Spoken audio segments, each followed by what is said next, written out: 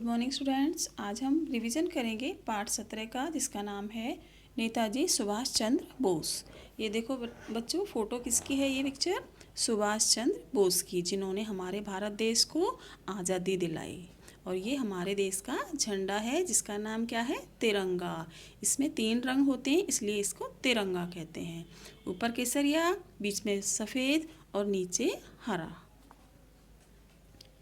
तो सुभाष चंद्र बोस के बारे में हम जानते हैं, हम पढ़ चुके हैं, लेकिन आज हम रिवीजन दोबारा से करेंगे इसको।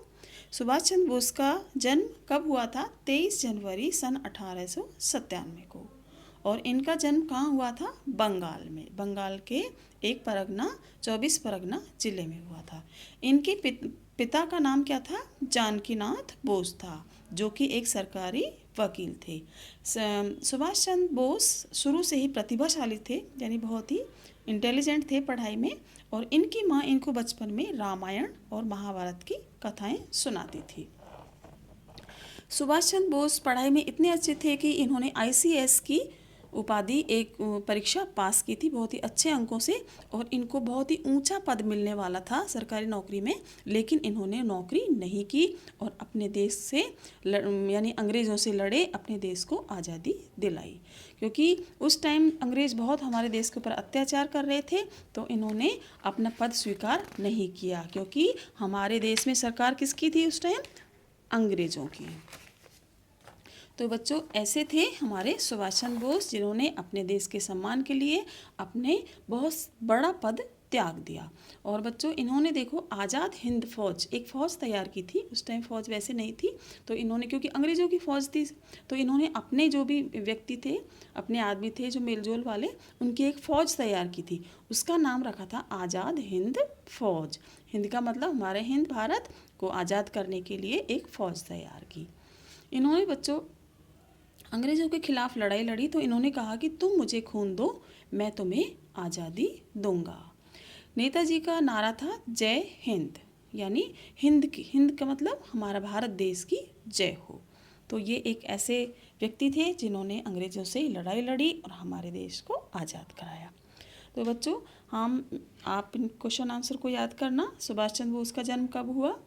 सुभाष चंद्र बोस के पिता क्या करते थे? अभी हम सब कुछ पढ़ चुके हैं। माताजी से कौन कौन सी कहानियाँ सुनते थे? कौन सी फौज तैयार की? अभी हमने पढ़ा है। कौन सा नारा? खालिस्तान है। और उनके अलावा बच्चों, ये जो हैं आपको राइट रॉन्ग वाले हैं, ये भी याद करने हैं कि बोस का जन्म 23 जनवरी 1897 को हुआ। राइट है, ये रॉन्ग है, गलत है, क्योंकि 1997 को नहीं 1897 को हुआ था। उनके पिता कटक में सरकारी वकील थे। राइट है। आज़ादी के आंदोलन में उनका बहुत बड़ा योगदान था। राइट है। बोस बचपन में अपनी माताएं से कथाएं सुनते थे। राइट है।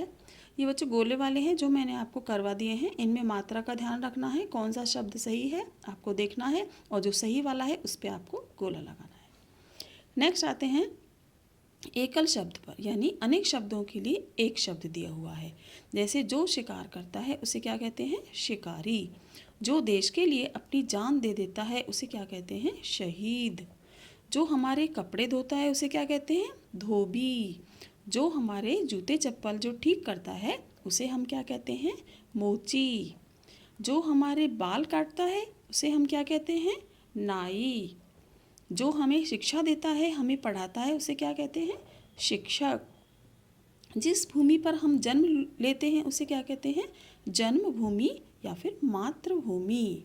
तो बच्चों, ये अनेक शब्दों के लिए एक ही शब्द दिया हुआ है, जिससे पता चल रहा है इन सभी शब्दों का अर्थ एक ही शब्द से हमें पता चल रहा है।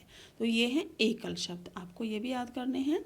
ठीक है बच्चों, जो भी आपको वर्क करवा दिया है, आपको आज ये चैप्टर पूरा याद करना है और अपने पेरेंट्स को, मम्मी या पापा को सुनाना है। Okay, thank you.